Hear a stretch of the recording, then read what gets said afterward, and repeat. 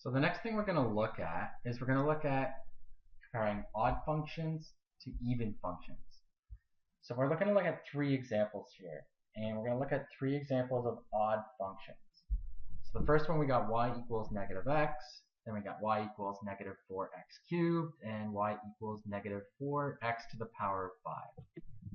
So what do we have in common here? So we look on our left side. So all of them have a negative leading coefficient, and they are all odd exponents.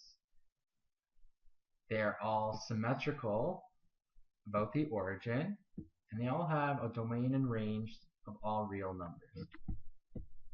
So if we look a little closely, what we want to do is we want to describe the end behavior of the graph. And all three of these examples have the same end behavior. So looking at what they have in common, we're going to use the leading coefficient and the degree to determine the end behavior. So in terms of end behavior, if you look down to the bottom right corner here, I have a little Cartesian plane, and I've labeled the quadrants.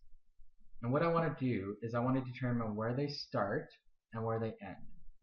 And for these three examples, we have the same starting and ending point.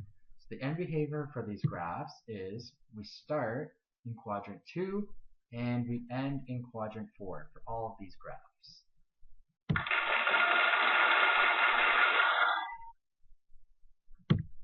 So now we're going to look what happens when we have these odd functions, but we have a positive coefficient.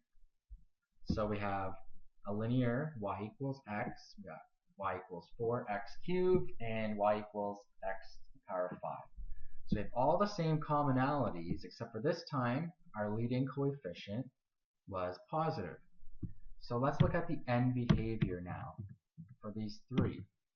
So this time, we are starting in quadrant 3, and we are ending up in quadrant 1.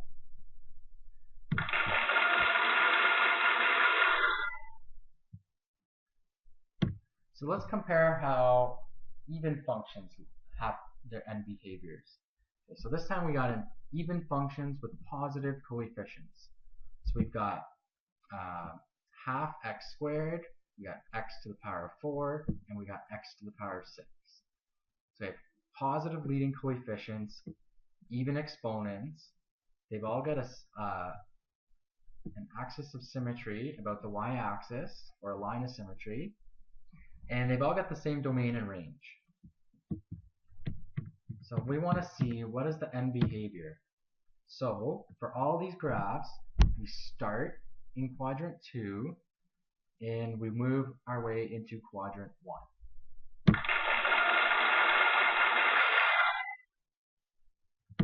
So what happens if we have even functions with negative coefficients? So here we have negative half x squared, negative x to the power of 4, and negative x to the power of 12. So let's see how our end behavior is for these ones. So this time, our end behavior is it extends from quadrant 3 into quadrant 4. Okay, so let's summarize what we've looked at here. So even degree polynomials may have a line of symmetry. Odd degree polynomials may have a point of symmetry. Power functions are always either even functions or odd functions. So odd functions have a point of symmetry about the origin 0, 0. Even functions have a line of symmetry that is x equal to 0, which is the y-axis. So if we look to the bottom function here, we have an even degree polynomial, but if we look carefully at what we just talked about, it is not an even function because we don't have an axis of symmetry that is the y-axis. The axis of symmetry is somewhere around x equals 1. If we look at the top example, we might think that we have an odd function. Well, we have an odd degree polynomial, but it doesn't have a point of symmetry about the origin. So it's an odd degree function, but not an odd function.